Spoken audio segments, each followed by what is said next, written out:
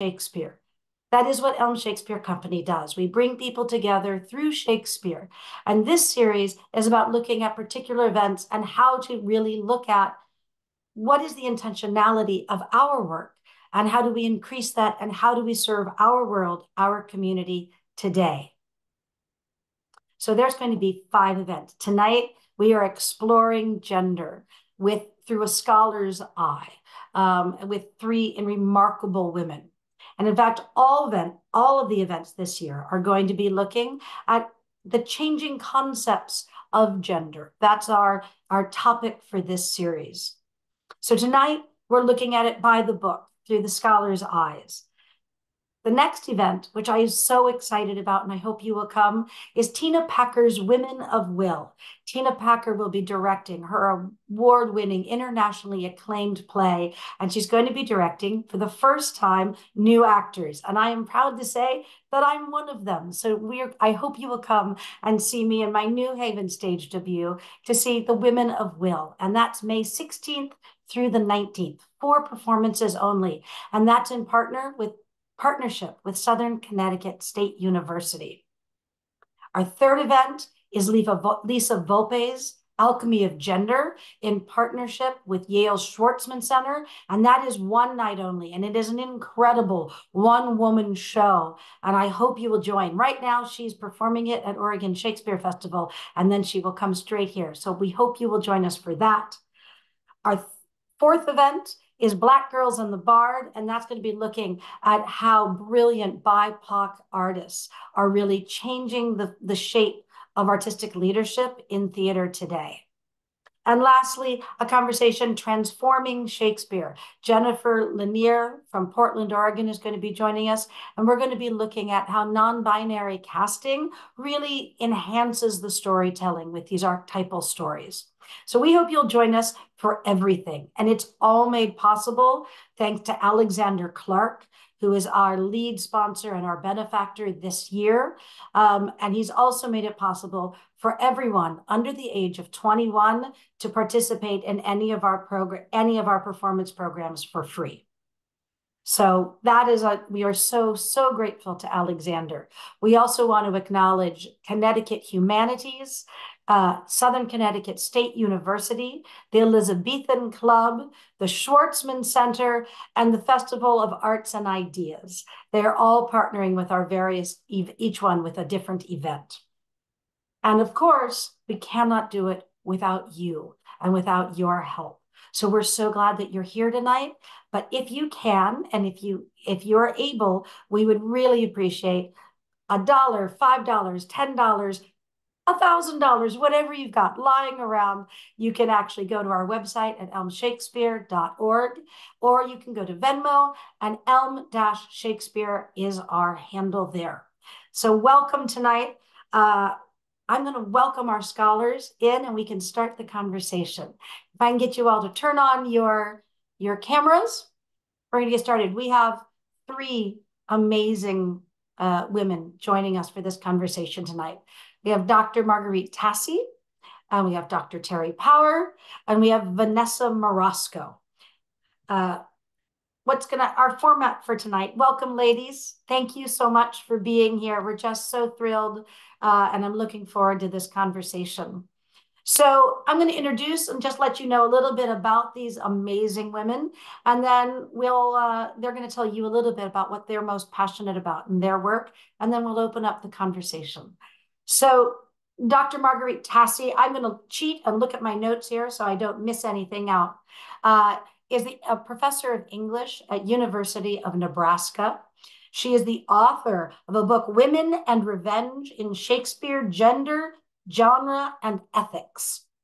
She has had 2 NEH fellowships at both the Blackfriars and the Globe Playhouses, and she is a working dramaturg. She's done many, many other things, but these are the highlights. So welcome, Dr. Tassi. We're so glad that you're here. Dr. Terri Power has an MFA in Staging Shakespeare and a PhD in Drama from the University of Exeter. She has published Shakespeare and Gender in Practice, The Brave New Bard, Shakespeare, Race and Performance, and my favorite title, Once More into the Breaches, Female Portrayals of Monarchy. I just love that title. And then we have Vanessa Morosco, who is an actor, a director, a teacher, a scholar, an arts leader. She is currently the executive director of the American Shakespeare Center down in Stanton, Virginia, where she has both performed or directed over 25 different productions, which is just incredible. And she is the founder of the 50/50 Shakespeare Project, which we're going to hear about tonight. So welcome, ladies. We're so glad that you're here. Margeurite, do you want to kick us off? We'd like to just hear a little bit about what makes you most passionate when we're looking at this idea of looking at Shakespeare through the lens of gender. What do you think? What is it that excites you? Oh my goodness, I'm beyond thrilled to be here with you, Rebecca, Terri, Vanessa, everybody who has shown up for this conversation. I'm sure it's going to be very exciting and kind of bold. I'm so eager to hear from theater practitioners since I've only been kind of peripherally involved in the theater. It's one of my great passions. But mostly I'm a scholar and a teacher. I've been working in academia for well over 30 years, both on the East Coast and the West Coast, but then I ended up smack in the middle here in Nebraska. And it was a very interesting place to work because of the incredible conservatism. And so I feel that the work I do in the classroom is kind of radical and subtly revolutionary. I do a lot with Shakespeare's women, and I also teach ancient literature, and I focus a lot on gender, the gender construction in epics, and the dramas that sort of deconstruct the male warrior and look at the problems with the honor shame system in ancient cultures. Mm. Now I'm teaching Hecuba, Euripides' Hecate, which is completely fascinating in terms of gender and the representation of women's grief, which turns into revenge, grief into revenge. That's the major subject of a lot of the work that I've done. I've actually written out a script here in order to keep my comments condensed and focused. So I'll just start by saying that Shakespeare's dramas have an extraordinary capacity to shine a light on every conceivable thought, emotion, and desire that we have as humans. And I think this is one good reason why women should play all the roles. One of the most illuminating desires that Shakespeare taps into and unleashes is revenge. I find no one is indifferent to the topic of revenge, and no one has not felt that desire. Male and female characters alike feel this instinctual desire in Shakespeare, and I feel like it's deeply rooted in a sense of justice. I found it particularly meaningful and poignant to uncover how Shakespeare's women feel a natural sense of wanting to avenge a wrong done to themselves or to someone they love, of wanting to grieve out loud and do something in the wake of war crimes, slander, sexual harassment, and so much more. So my passion has been to invest way, taking a look at the plays, but at the same time countering myths and prejudices surrounding revenge, and to challenge the masculine narrative of revenge that dominates Western literature and culture and is sort of there in a lot of the tales of so-called glory and honor. You're going all the way back to the Iliad. Common prejudices include the idea that the desire for revenge is perverse and barbaric and morally debased. Taking revenge means taking pleasure in another person's suffering, and revenge is always punitive, evil, and opposite of justice. So I sort of chip away at those myths in my work. The masculine narrative. So the way I understand that is it's the historic idea that revenge is blood revenge, violent retaliation, and it's the moral and social obligation of men, the fathers, sons, uncles, warriors, who prize honor above all else to take revenge. We might think of Achilles and the avenging son Orestes as great examples from the classical works. This practice derives from traditional societies in which men routinely engage in war, feuds, vendettas, trial by combat, and duels. And usually honor was like dead center, masculine honor for all these violent confrontations. Yet, female characters in the literature from these societies, like ancient Greece and medieval Scandinavia, and I'm going to say Elizabethan England, female characters incite men to revenge and sometimes rise to the role of avenger themselves. However, the coupling of the concepts of woman and revenge radically challenges long-standing gender norms of feminine nurturance, domesticity, and subordination that form the basis of Western constructions of femininity. Medea, Clytemnestra, and Hecuba, to take some well-known classical examples, are avenging wives and mothers, really push the envelope. They're depicted as fierce and furious, clever, bold in action, violent. They're compared to men and beasts in their plays, which suggests men's terror in beholding the prospect of a woman who goes against her gender and taking revenge. One of the things I began to do in my work with Shakespeare's women is look for classical prototypes and classical precedents that he may have directly or indirectly modeled his avenging women on. So I look back particularly at Hecuba. So there's evidence of this sort of prejudicial and traditional mindset in Shakespeare's plays on the surface. But what we actually see when we get inside the characters' heads and in their scenes is far more complex, playful, nuanced, gender-crossed, and culturally fascinating. For example, just to take a few of the men, Titus and Hamlet are both cast as the revengers in their plays, yet they don't fit the martial mold, and Shakespeare's emphasis is on their acute pain and grief, helplessness, madness or feigned madness, compromised honor, and social displacement. In many ways, their gendering is blurred or crossed with feminine qualities, experiences, and mythic prototypes. Hamlet fails to become a decisive avenger in the classical mold of Pyrrhus, son of Achilles, or Orestes. He falls more in the category of the grieving Hecuba, whom he names in the play.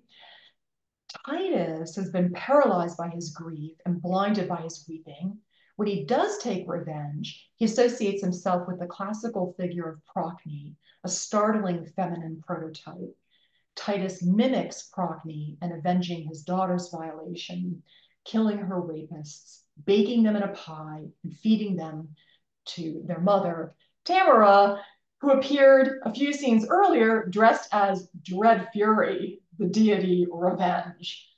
There's a lot of interesting stuff going on with gender and gender inversion and revenge in Titus Andronicus, as well as Hamlet. Shakespeare's women are typically not cast in the traditional protagonist role of revenger, yet in his canon, the one character who personifies the spirit of revenge is a woman, Tamara. Problematic woman. But, if you remember, she starts at the beginning of the play as a grieving mother, and she's, very sympathetic to the audience, and she has a sort of just case for revenge, and her son invokes Hecuba, and so we got immediately that prototype kicking in the play. Elsewhere, Shakespeare's women will step up within a particular context to respond to some wrong, to become revengers, sometimes signaling this new role or guise with just a few words, like Maria in Twelfth Night, when she plans her trick against Malvolio, talks about it as her notable revenge. And as soon as you see, and for me anyway, as soon as I see that word, all sorts of associations kick in. And then I begin to see a really nice revenge subplot working its way out with a female revenger at the core. She's the crafty artisan of revenge in that play. Shakespeare's female Avengers cross genres. Some, like Tamara and Margaret, express rage and engage in defiant acts that recall the Furies, Nemesis, and Hecuba. Other Avengers are comic, like the Merry Wives of Windsor, who set out to teach a sexual predator a lesson by staging scenes of mock seduction and ultimately vindicating their honor. Furthermore, some of Shakespeare's women express their agency by inciting revenge. And I take lament and inciting as performative speech acts that have a tremendous force and a kind of agency in the world of the play. Some examples are Lady Capulet in Romeo and Juliet. She says, Romeo must die. She's very sure that the state, the prince, needs to take revenge against him for killing her kinsman. Then later in the play, you might remember, it seems like a small plot point, but she has planned to purchase some poison and kill Romeo that way. Any way around, she wants the perpetrator dead.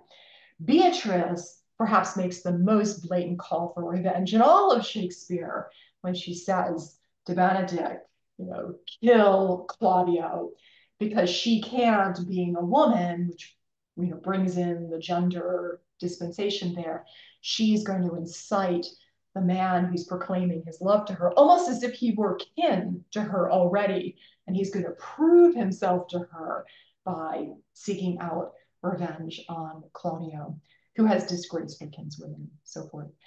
And then Ophelia, in a sort of aggressive madness, says, my brother shall hear of this. Meaning, really, she has named her brother as the avenger. Her father's been killed. And of course, she's in this incredible bind of her lover killing her father. And so forth. Then there's the politically disruptive cursing and lamenting of the mourning mothers of Richard III, which culminates in Margaret's dreadful tallying of revenge's balance sheet. A Plantagenet for a Plantagenet, an Edward for an Edward, another Edward for another Edward. And you probably all know, and maybe you've spoken this speech before in performance. It's incredible. And it seems like Margaret finally earns her place as a kind of fury, which is the legitimacy of a Greek fury. She calls for large-scale retribution to purify and cleanse the kingdom. Like, enough is enough is enough. I feel that looking at the various ways Shakespeare's women incite and take revenge suggests that Shakespeare really took seriously women's innate sense of justice, their ethics and intelligence, their socio-political aspirations. He took their issues seriously. He gave characters like Beatrice and Amelia and Othello a voice to cry out against injustices men do to women.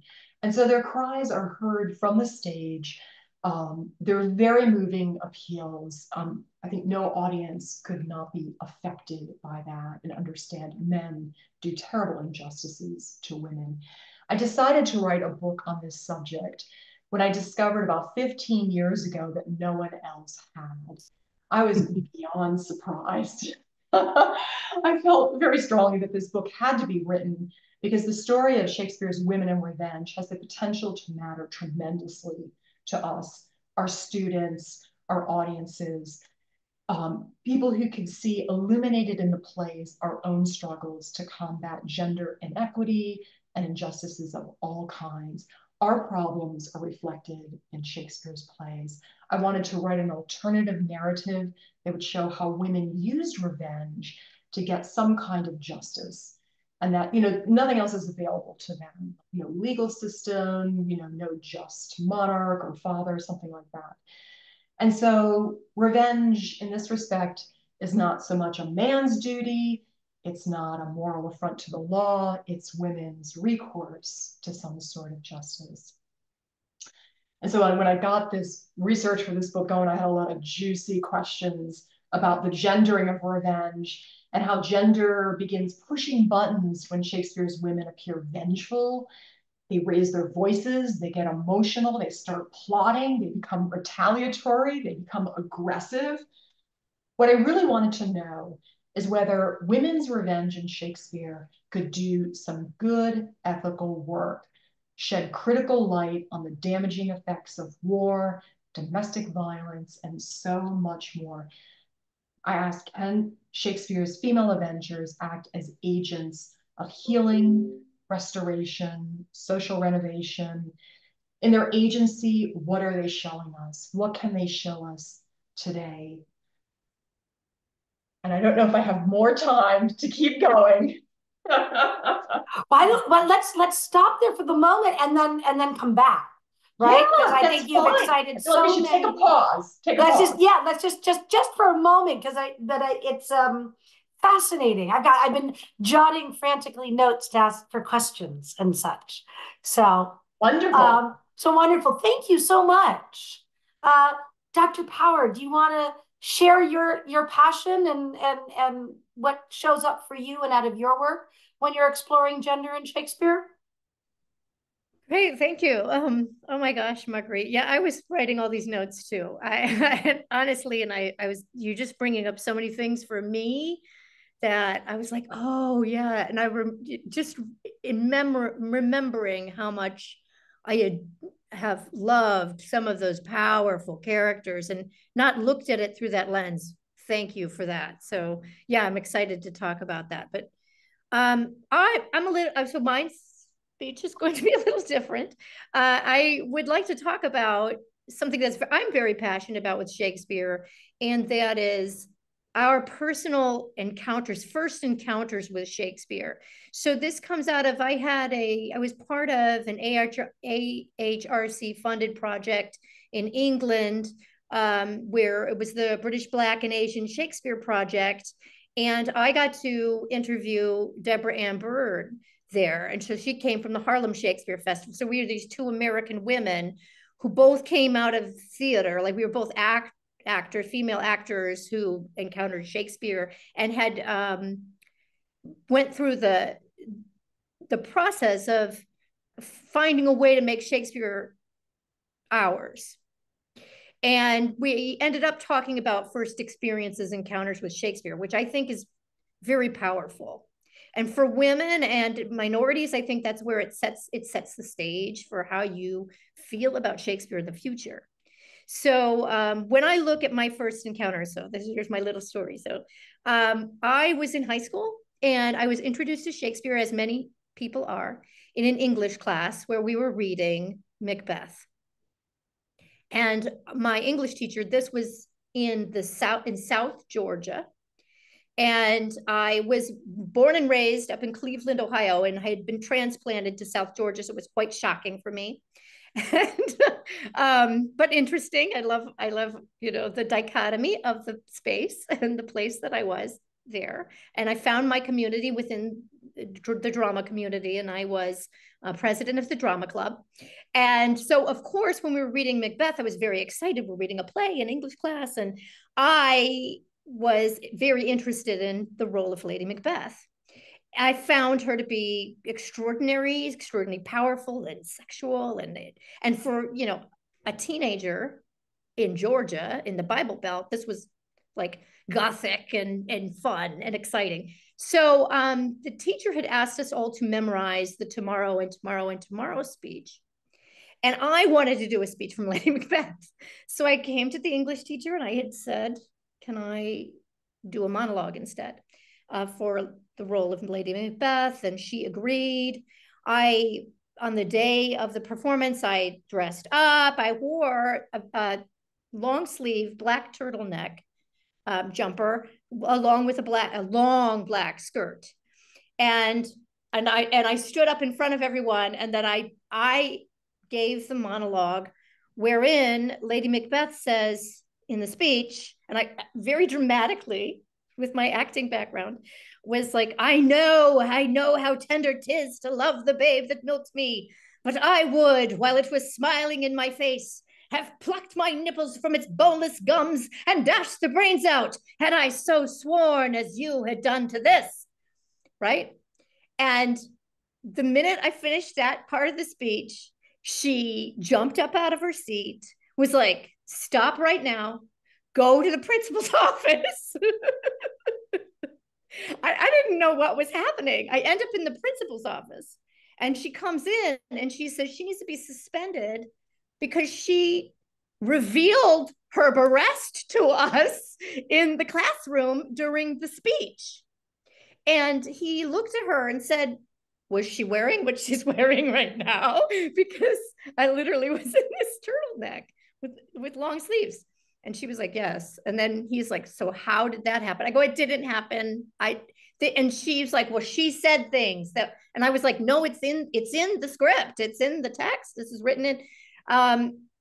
Anyway, I was kind of really taken aback, shocked by the whole situation. But also, I came out of that experience with the idea of two main things that I learned about Shakespeare.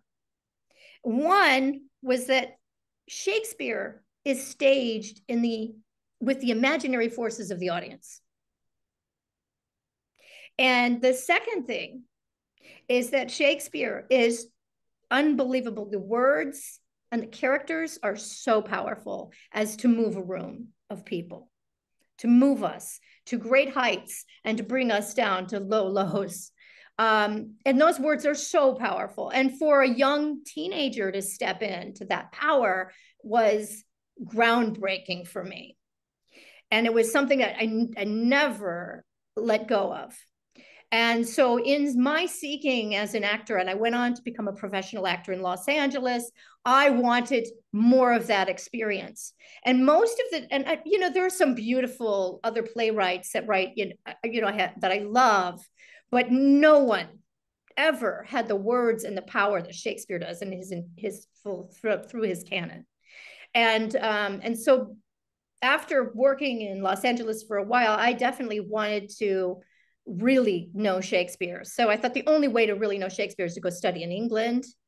I had went on a little tour with my grandmother and went to visit England, and I made sure to go to RSC. I sat on the edge of my seat at the RSC and saw The Tempest.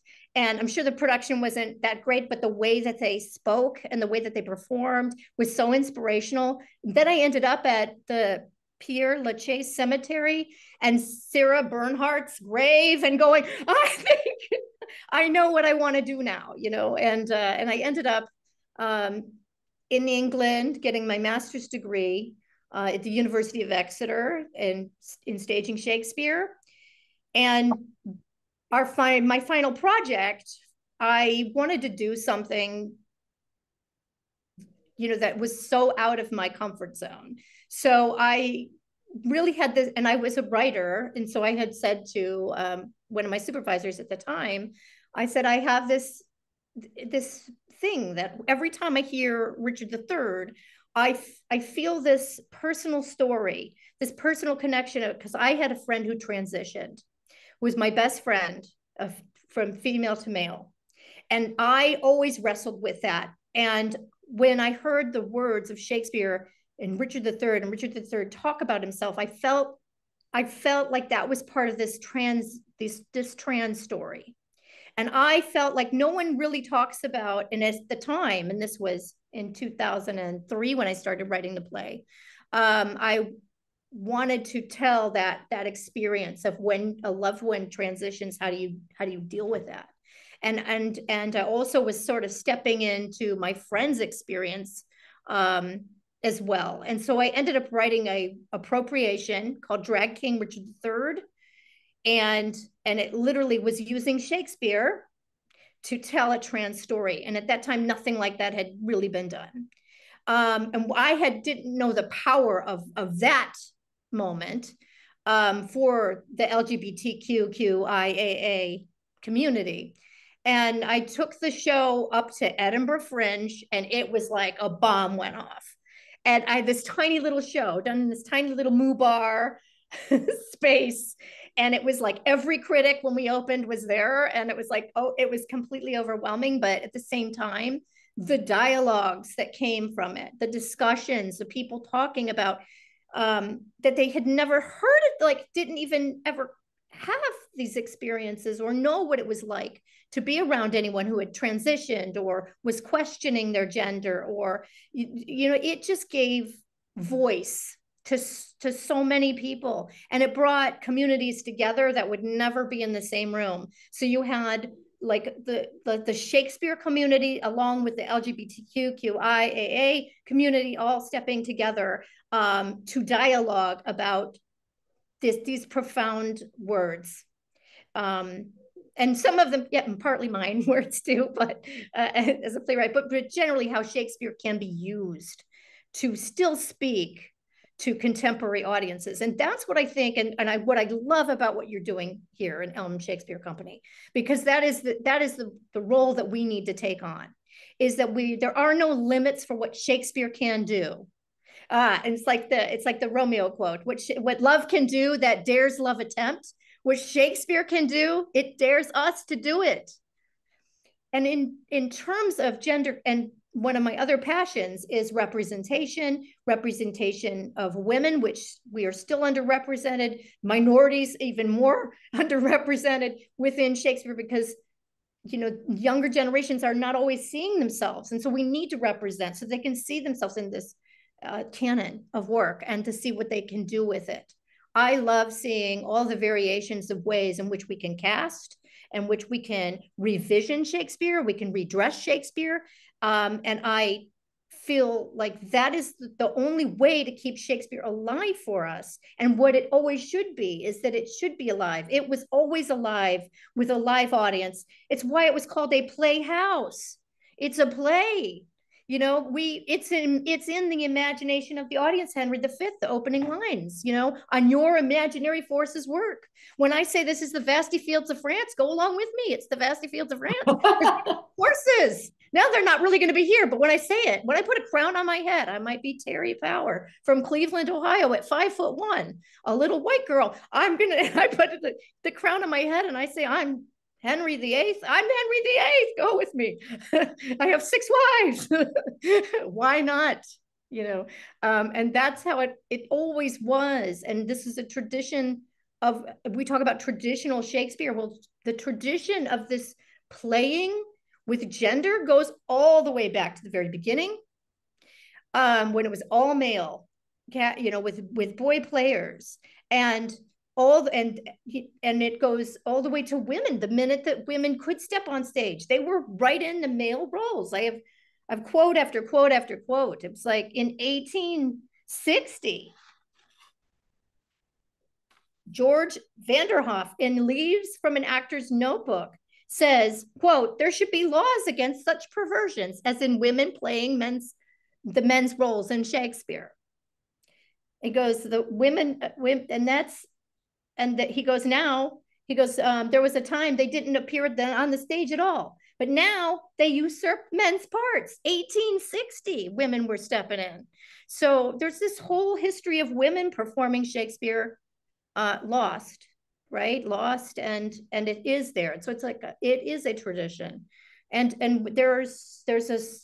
they're all female Shakespeare companies. There was like a little female company in the 1920s in England of some ladies that decided to perform Shakespeare. So it has been here. It is part of our tradition, and I just hope that we can keep that torch alive and pass it forward. Yeah. Thank you. Well said, and a beautiful and lovely introduction too. I love the flow from revenge to what is possible to now how do we do this? How do we put it into action? Vanessa, do you want to talk a little bit about what the interesting work you're doing? I would love to. I mean, what amazing company to be in. I'm so inspired by this conversation.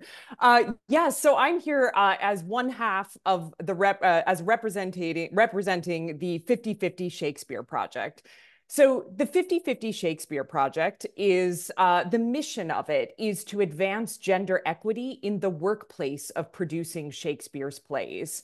So I'm extremely passionate about how we can actively partner Shakespeare into the 21st century. If I love to imagine that Shakespeare is a container for the conversations we want to have. And I think one of the conversations we want to have right now is how to be more equitable. How are we updating our workplace? And I acknowledge that sometimes in artistic spaces, we shy away from talking about it as a workplace.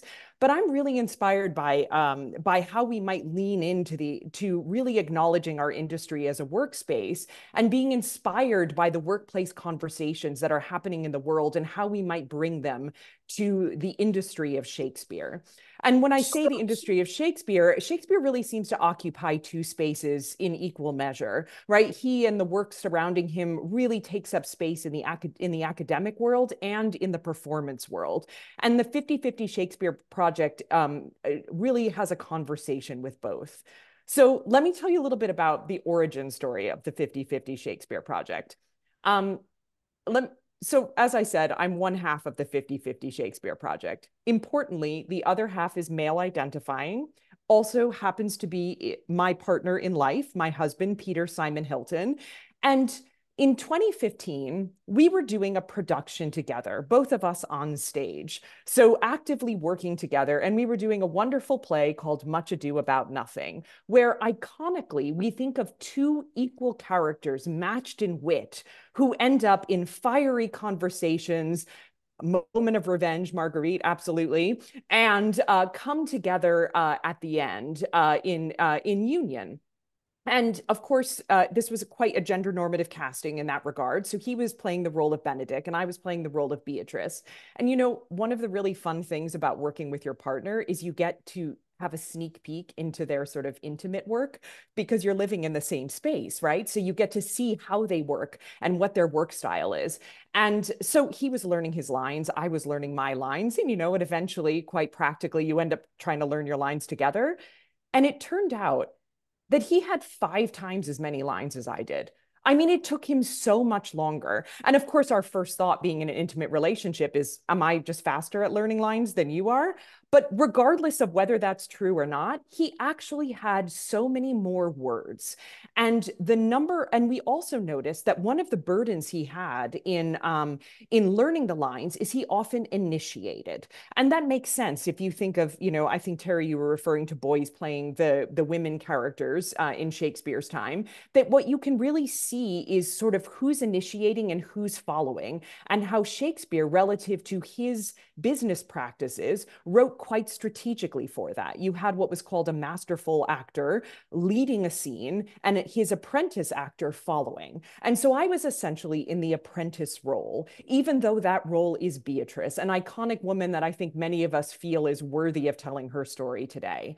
And the other thing so what that meant is he always had to initiate. He turned the corner, right? He had to start each new thought. And if I responded in kind, if he set up his music and I responded in kind with his music, the audience would read that as wit. We also noticed, of course, that he had much more access to the audience, right? That privileged experience of a character who gets direct address to an audience.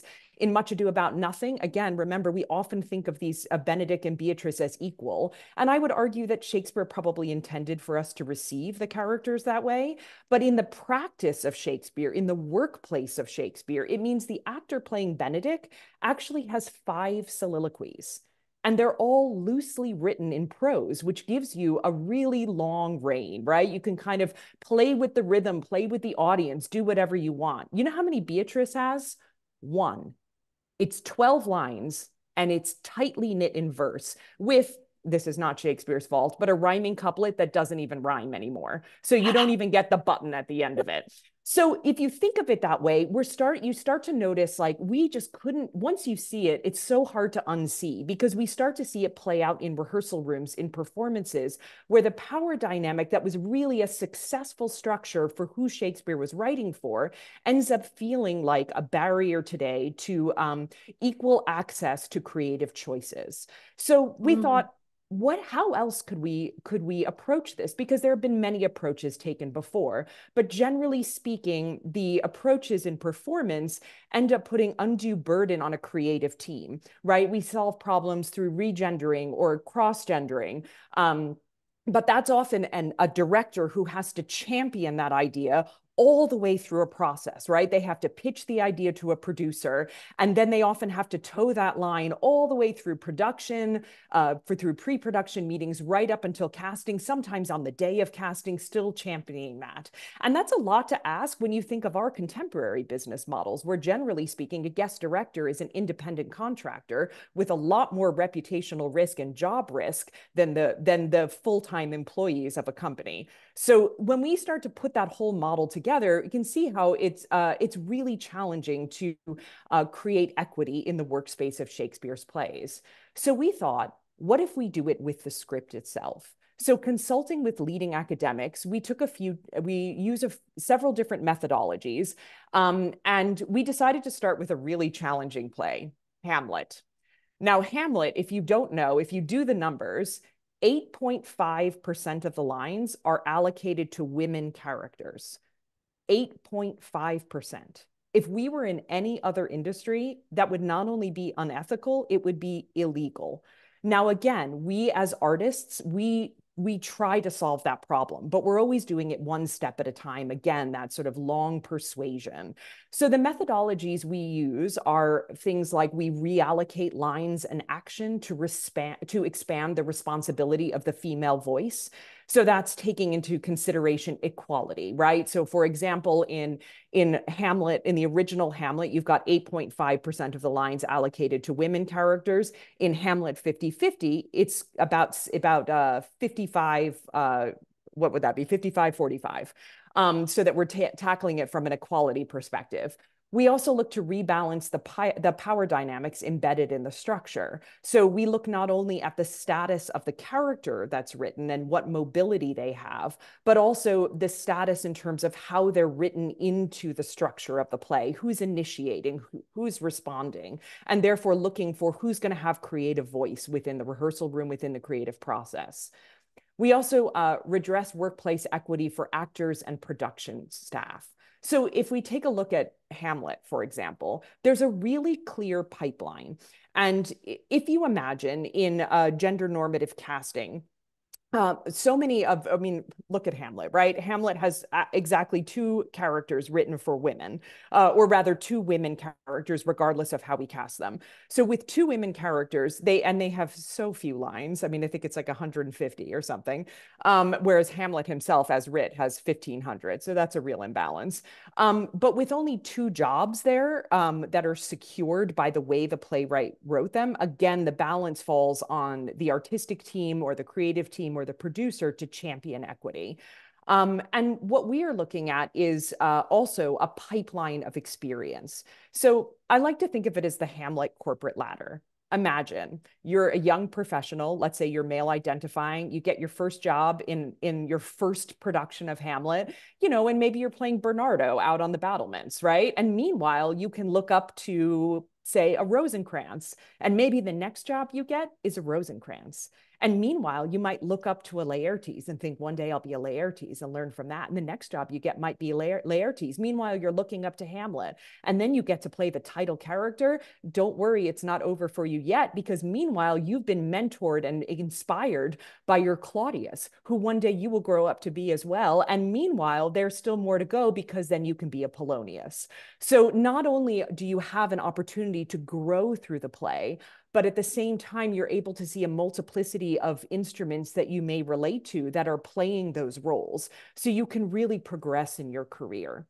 Another method we use is to retain the most famous lines and the story itself. So what we're really seeking to do is give an audience the opportunity to hear those famous lines, to hear those famous speeches.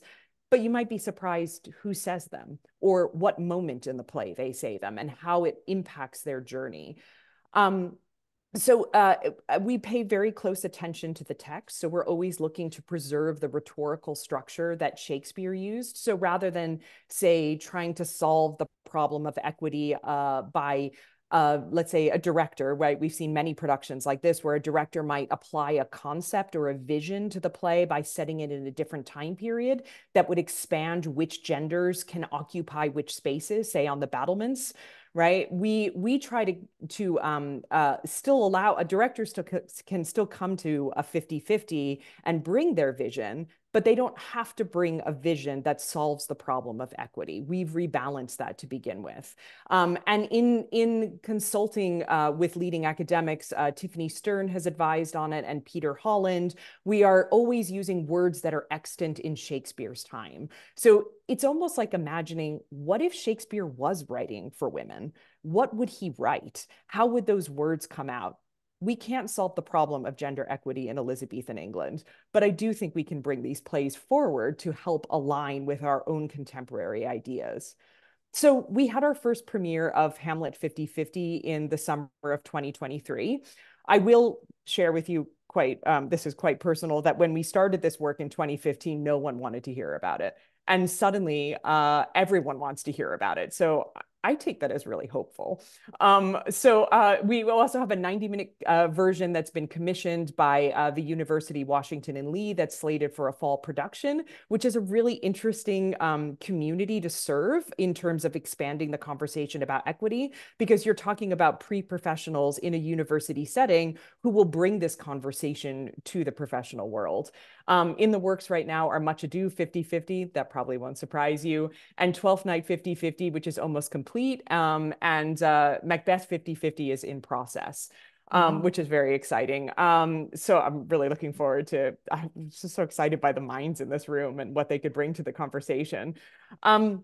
It's caught a lot of fire, right? So we've been at the STA conference presenting at the Cosmos Club in DC, was on a panel at the SAA conference just recently, and there'll be an article published in the Shakespeare Bulletin called New Solutions to Old Problems: Gender Equity and the 50-50 Shakespeare Project by Dr. Jennifer Burkett, who's also been advising on the project. I feel like it's really crucial for me to share that the 50-50 Shakespeare Project does not claim to artistically improve Shakespeare's plays. What we're trying to do is allow producers to champion an equitable workplace without sacrificing the integrity of the playwright's intention. In my other life, because I feel I have many lives in one, I also run a company called Impact Drama. And what we do is we're a small consultancy firm, and this is part of what informs the work in Shakespeare 50-50 quite a bit, is we're a small consultancy firm that uses the tools of theater and drama to create content for multinational corporations in their training programs about equity, diversity, inclusion, power harassment, cultural conflict. And we use a team of multinational or international actors to create this. In those spaces, so I've been working with that firm for 20 years, and in those spaces, we have found that gender is an ongoing concern, and that probably won't surprise you or anybody who's here listening, but gender is an issue that constantly comes up. And as we were working in these corporate spaces, bringing these tools to international or multinational corporations, we kept thinking, how can we bring this work to our industry? Bring the expertise, the experiences that we're having, that we're exposed to, and how can we serve our industry in order to champion the workspace here? There's a real business case for 50-50. It combats gender fatigue. And if you haven't heard the term gender fatigue, let me introduce it to you, because it's used a lot in corporate spaces. Gender fatigue is a term that has evolved when, imagine you have to take a training, right? Some sort of EDI training, and the conversation is about gender. Immediately there's an exhaustion. Like, oh gosh, do we really have to talk about gender again? And I don't know, I bet some of you have experienced this, even if it's in small private moments. Really, is this conversation about gender? And that's real, right? I mean, that's a real fatigue, because we've been talking about it for a long time and we're not there yet. So one of the strategies we have with 50/50 Shakespeare Project is to innovate something that creates curiosity, right? We don't have any false ideas that we're going to solve the problem of gender. But if we create something new, if we include audiences who think, I want to hear those words of Shakespeare, but get to hear it in a new way, in a way that supports an ongoing vision of equity in the workspace, equity in our world, then we've brought those humans out of their fatigue and into the conversation. We're also looking, as I said, to redefine the Shakespeare pipeline, right? Women are often underutilized. There's a talent drain, and this conversation happens a lot in other industries. So the talent drain is basically when imagine you're burned out because you don't get to advance in your career, right? So that you're sort of stuck in like a junior level and you're not able to rise up the corporate ladder of your industry. We end up with a talent drain. And that happens a lot in Shakespeare. I've seen it a lot. I know a lot of my colleagues who have suffered this. Like if I have to, it's a long wait until I get to play Gertrude. And is it even worth it? Because she's only about that many too. We end up seeing a lot of our humans who occupy women characters leaving the industry of Shakespeare and finding other ways to express their expertise. And then ultimately, I would say that what we're really trying to do is align our artistic content with modern business practices.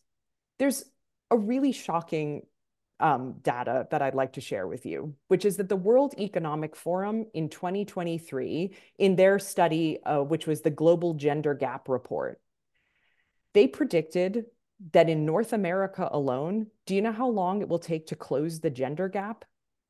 95 years at the rate we're going.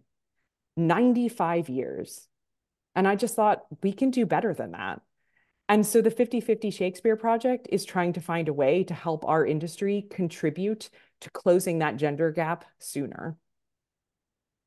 Thank you so much. I keep coming.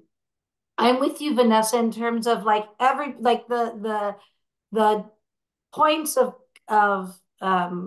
connection and the brilliant from all these different brilliant viewpoints in this group is really quite stunning.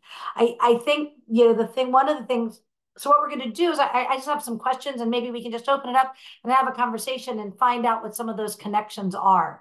And maybe we can have some, provocations for each other and some digging in a little deeper.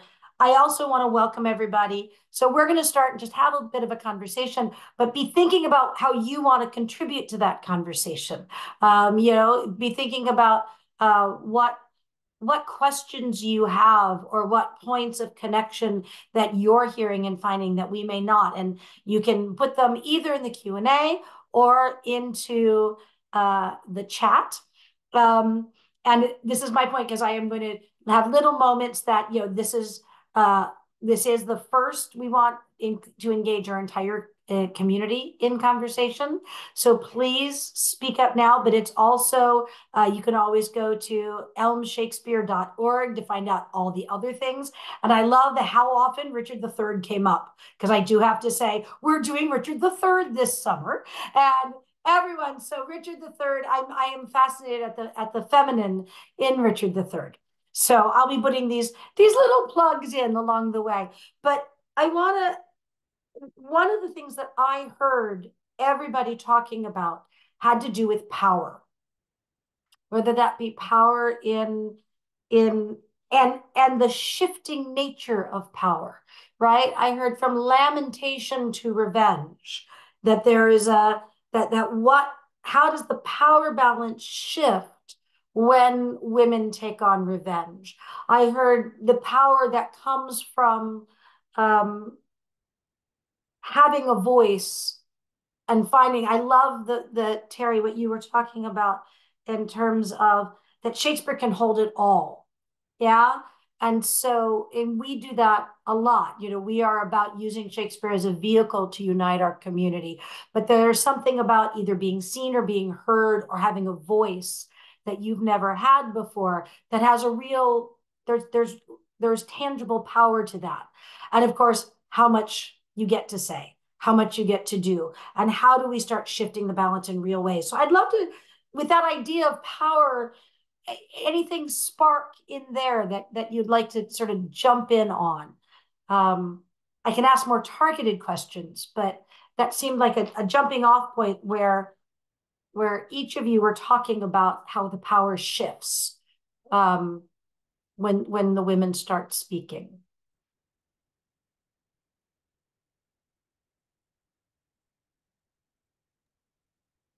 Thoughts? Yeah. Yeah. I can, yeah, shall I jump in? Sure. Yeah. Okay. So in what we're doing with the 50/50 Shakespeare project, one of the things that is really fascinating to me is who feels empowered to speak up in the creation, right? And that comes in different ways. Like if we take something like Hamlet, for example, when you imagine a company of actors coming into a room to rehearse on the first day, what is the power associated with knowing that that person has the to be or not to be speech? Right? There's something already, because I feel it's bigger than the play, right? It's because what are we? We just celebrated Shakespeare's 460th birthday, right? So, I mean, it's been a long time since we've been talking about this, and that's a soliloquy that we credit as having, as being universal, right? So that it should have, it somehow is a container for everyone to bring themselves to. But there's a certain power that occurs, I think, when we know who's going to speak it, and therefore there's an application of that, right? There's an energy that goes toward that person and empowers them in the room to bring their full selves, their authentic self to the space. And it's something that came up when we were doing Hamlet 50/50 this summer is in Hamlet 50/50, Ophelia speaks to be or not to be as Ophelia. And it was really interesting that even on the first day, so not only in the casting process did that mean that was not a fully paid professional and essentially an intern or a non-union, for those of you who speak that jargon, performer, because they had a smaller role, but those were two equal professionals. But it was that every collaborator saw them as equal professionals. And part of that had to do with who are we endowing with that sense of respect, or we know we have to support them because they are going to speak this most famous speech. It's fascinating. Marguerite, I'm interested in, because I also think that, so it's different. So when women claim revenge, right? I suddenly start thinking about, Medea or well, the stigma of harpy. Yeah. And I wonder, it seems to be there's a connection point there, because in the professional world, you think, oh, you get to say these words. The more you speak, the more power you have. But I also feel like there's also a vilification that can happen out of that. Does that Yeah. echo? Yeah, I mean, that's exactly right. And it's exactly what we see with some of the stronger female characters in the histories, in Titus Andronicus. Like Margaret and Tamara are both vilified, very strong language is used about them. They're associated with tigers and she-wolves and sort of categorized as monsters, not women monsters. Like Goneril in King Lear as well, really takes a big hit when she steps up. She's, takes over her husband's army in effect in that play. And so these women are, they're just stepping so far out of accepted gender norms and categories for female speech and behavior that they just bring on the vitriol of not only male characters, but also sometimes female characters as well. Because Lavinia in Titus Andronicus really lets Tamara have it and accuses her of, such harshness. And of course, what Tamara is going to have her sons do to Lavinia is just horrifying in truth. But, an interesting counterexample to this, very unexpected, when I was really working on a sort of deep level with the structure of King Lear, I noticed that it had elements of revenge and that the play could be read as a revenge play, a revenge tragedy, which would then put Cordelia in the role of the avenging son, except she's a daughter. So there is a gender inversion there. She's banished. She comes back to the kingdom with an army in order to fight her sisters and restore her father to the throne. And, everything in that pattern just suggests avenging wrongs that have been done. And there's a line in the play that says, these wrongs will be revenged home. And so there's a language of revenge that is developed through the play. And that idea of revenging home suggests, sort of conceptually what Cordelia thinks she's doing. Yet Cordelia is not vilified at all. In fact, traditional scholarship of Cordelia is like the sainted Cordelia, the martyr, the sacrifice, the political naive. But she dies. And she dies. She doesn't get to win. Like exactly. we don't vilify her because she is like, so she can be that avenging thing. Yes. But she dies. So there's that. Unlike, some of the son Avengers in the history, Hamlet accepted, there's an interesting sort of doubling of Hamlet and Cordelia. But of course, as Vanessa's saying, if you look at Hamlet's part, there are like gazillions of lines. Cordelia's part is very small in the play. In fact, her father tries to shut her down as soon as possible in the first act of the play because of her unwillingness to flatter. And she's actually very disruptive and unruly right from the get-go in that play.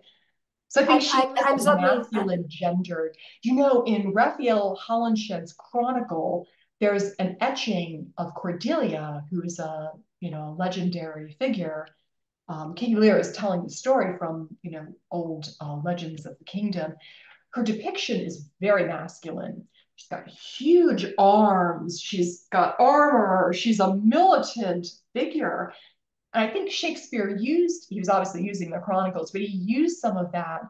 And when he revised the play to become the first folio script, he gets rid of that very sentimental scene where she's described, with tears and, she's very passive.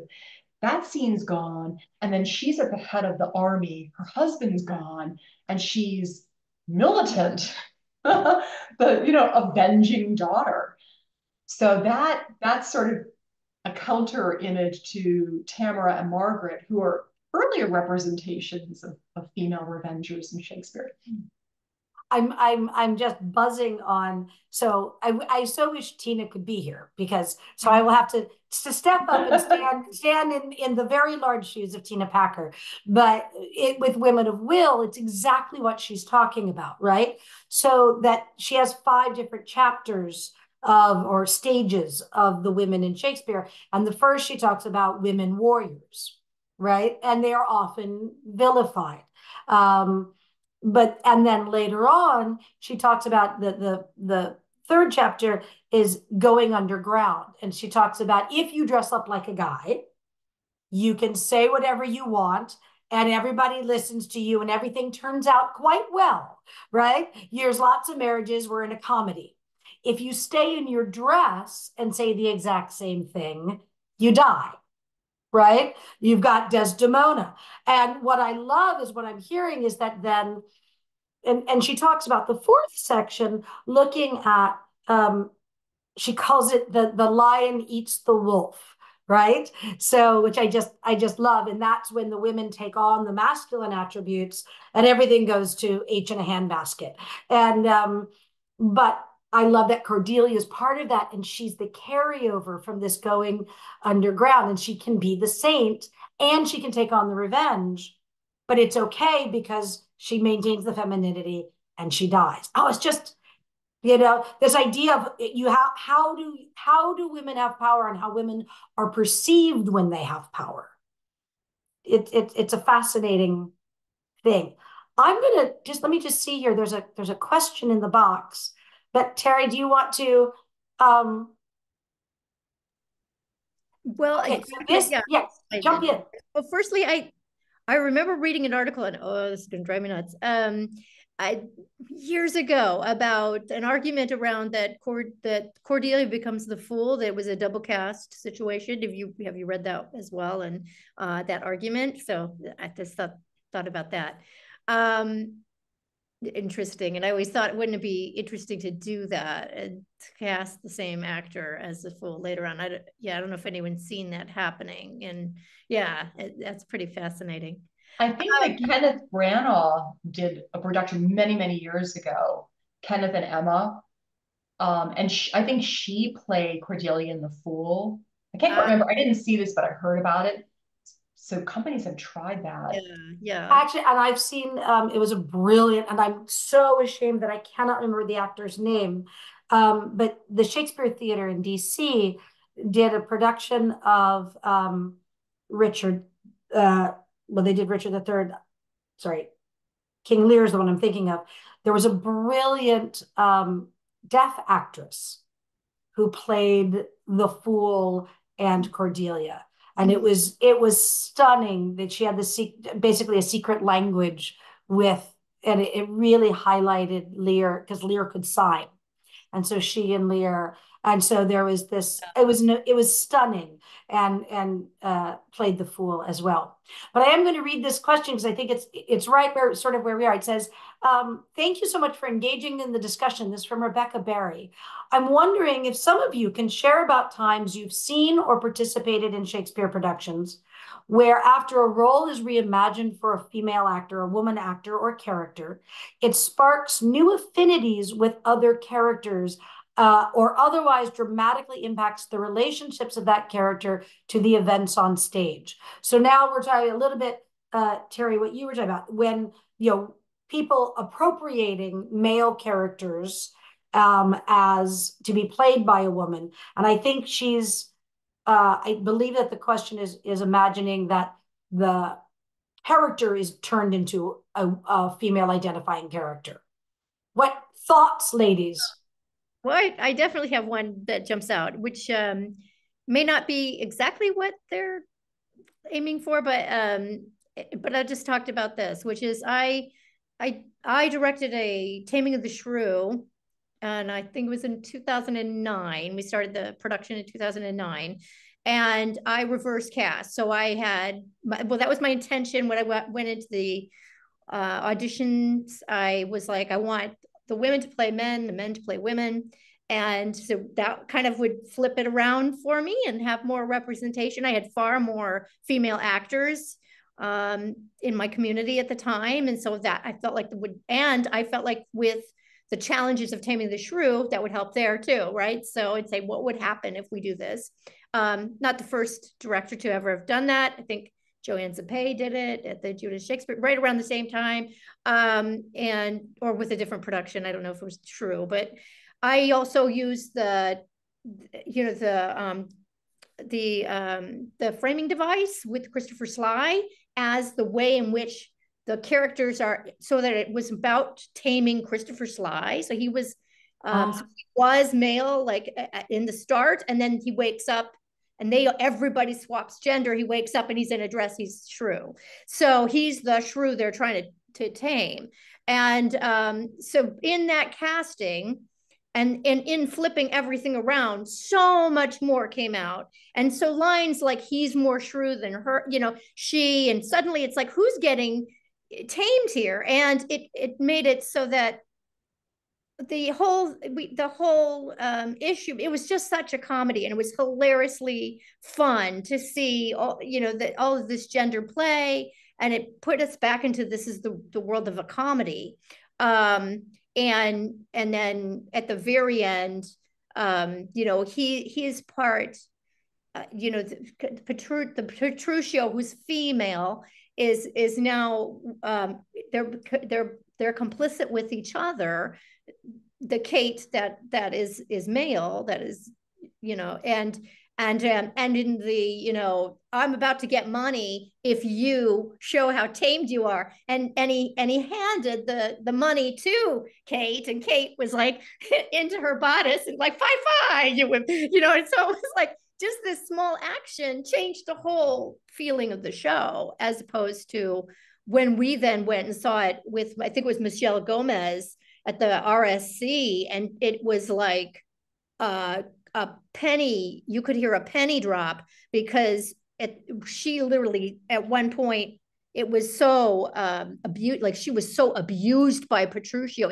It was a hard-hitting play. And she's lifting her skirt up for him over a table. It was for Grumio. It was my cast when I went to see it, and they were like, well, this isn't a comedy, and we were like, yeah, but there's a choice, right? So, but it was interesting that by us cross casting, not only giving everybody opportunity and people, and actors to play roles that would probably never get a chance to do, both ways, because the men in my cast had so much fun being, in these dresses and corsets, and but it also brought out so much playfulness and comedy and life and love. Yeah.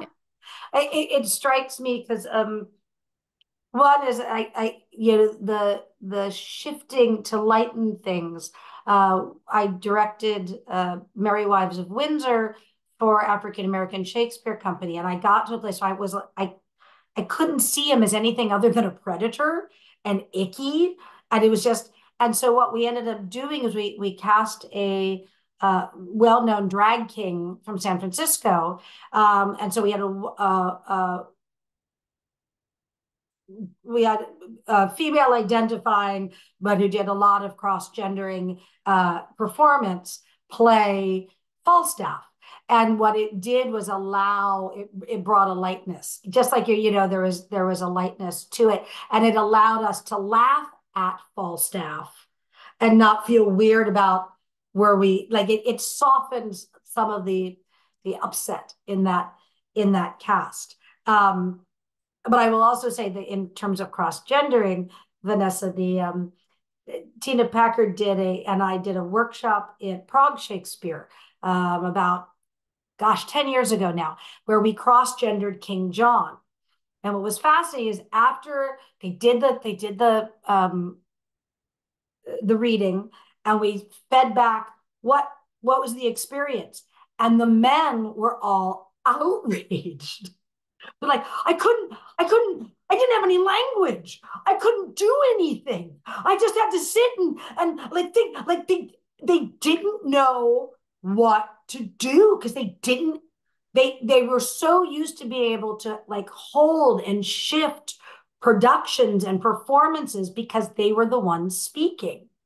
It's fascinating, isn't it, that, along gender lines in Shakespeare, if we're casting relative to the gender of the character, right? And I know gender is it's an evolving conversation. So I'm using different words at different times.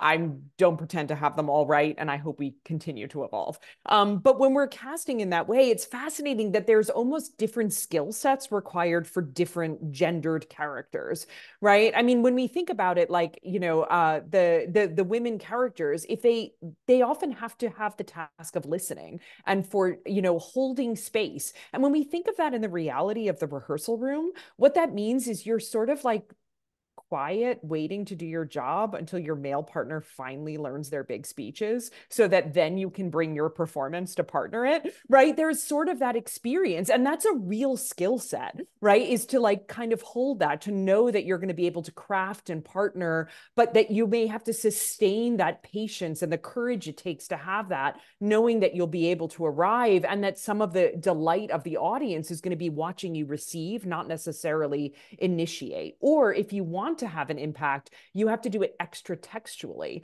So the sort of persuasion that it takes in the room and the careful crafting of how to say, well, why don't I introduce this idea? Because you don't just have the words to do it. You can't just show like, here's my idea, right? Here's how I'd like to do this moment. You can't just do it. You have to sort of stop the action to craft the moment.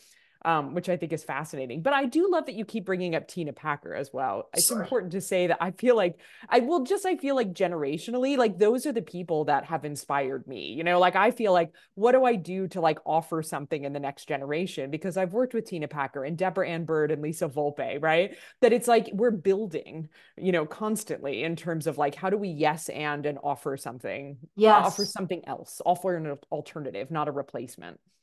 Well, I will say, and they're going to go right in because you just there's a question here that fits right into that, but I want to piggyback because I remember and I don't know if this is true for you, I'd be interested.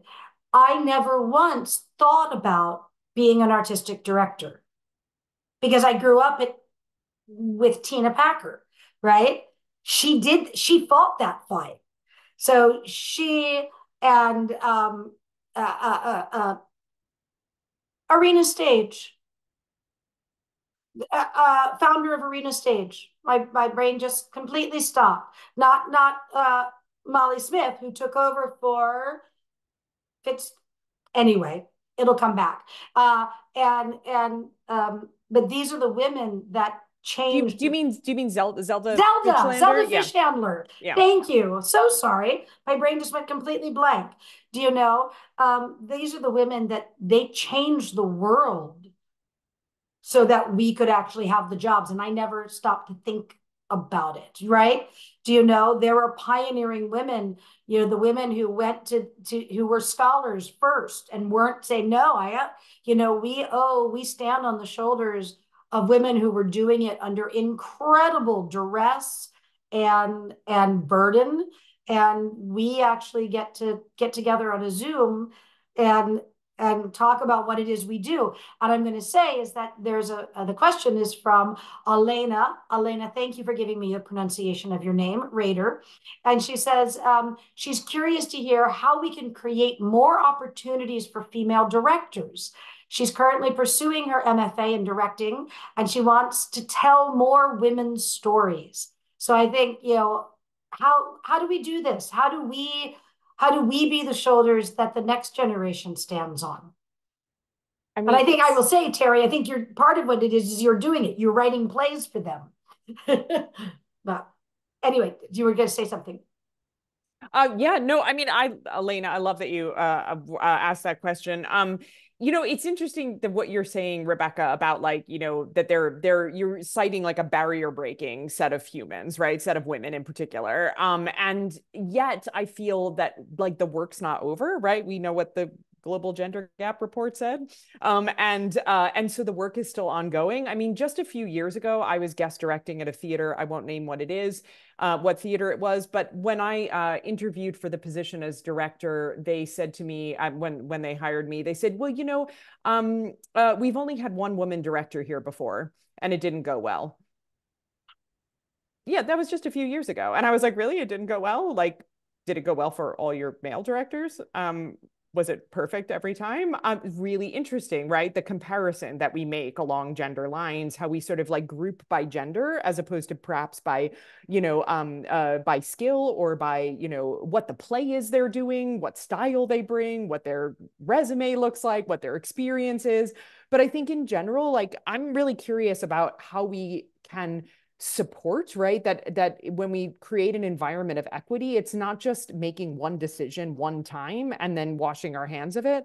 I mean, I deal with this in the corporate world a lot. Is there's a company, again, they'll remain nameless, but they did a huge initiative in a country that was really battling equity in a particular way. And what they did was they took all their junior level managers and in one fell swoop, all their junior level women managers and promoted them to senior management positions. And it was a bold move, right? They were really celebrated for it. They thought, we've done it. We've solved gender. And within a year, half of them had left or failed. And part of that is that there wasn't an environment of support, right? That when we promote somebody who has had marginalized access to a role or hasn't had the same role models or champions, and that can look like gender, which is a 50-50 issue, or it can look like a minority issue, which is also really problematic. But whenever there's that marginal access, how do we give equitable support? So that are we helping them along the way? Are we helping all the people they're collaborating with adjust to this new leader in the room? Or are they also thrown by the new leader in the room and don't know how to handle it? And so, it's fascinating. I feel like it needs more effort rather than just a one decision one time. I will say, and I think there's a comment that's coming in that I think I'm going to throw it to Margeurite. But I think it's actually sort of piggybacks on what you're saying, Vanessa, right? Because there's not just the support is also how people are perceived. I think we know that, I keep going back to this thing about, women, you said, Margeurite, I was thinking about fury. And I like, Desdemona says, I understand a fury in your words, but not the words. And how, but that fury as anger, but also fury as the furies and revenge. That just keeps echoing. But that women that are doing the same women who are avenging or revenging, and how they're perceived versus how men who are doing the exact same things, and whether that be a character or whether that be a leader, the perception is all. And I will add one other piece to it, which is Lynn Gannon's comment, and then let you run with it. She says, I directed a high school cast where I didn't get enough male actors, so I renamed Prospero Prospera, and her relationship with Miranda becomes a mother-daughter relationship. And we changed not a single line, but somehow the way we saw Prospero so much, we struggled with how severe he could be. And then there's the revenge coming from a woman. I ended up having her free Caliban with a gesture showing mercy. Thoughts? Yeah, that's interesting to have Prospero as a female, because he does spend a good part of that play furious and calculating and vindictive, and he sort of has his revenge and then he does his forgiveness. To put a woman in that role, I think pushes some buttons and makes the representation of that character maybe a little more unpalatable. But I think the comment you made about anger and fury and the relationship to furies is really interesting. It makes me think too of what I try to tap into in my book, which was the virtue ethics tradition, going back to Aristotle. Aristotle talks about just anger. And he talks about revenge as being just and noble, that it's not noble to back down when you see that there's a cause and the cause has justice to it. So the anger is just, the revenge is just. In the Greek sense, with the Furies, they arise out of the underground when there's unpunished crime, when parents are cursing, when there's blood that hits the earth. So they're really connected with a very primitive form of justice and justice seeking. And so it's possible to put that together with some of the more I guess like unpalatable, strong females in Shakespeare. And probably to do something with that in performance, in production, to make them a little bit difficult to take, yet to make the justice element there and understandable for the audience.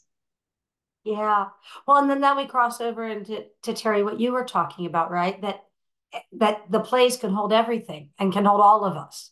There's that ambiguity. And so why not a female? Why not have, there's, we can change the text like 50-50 does, or we can hold it. And I think you can hold it as,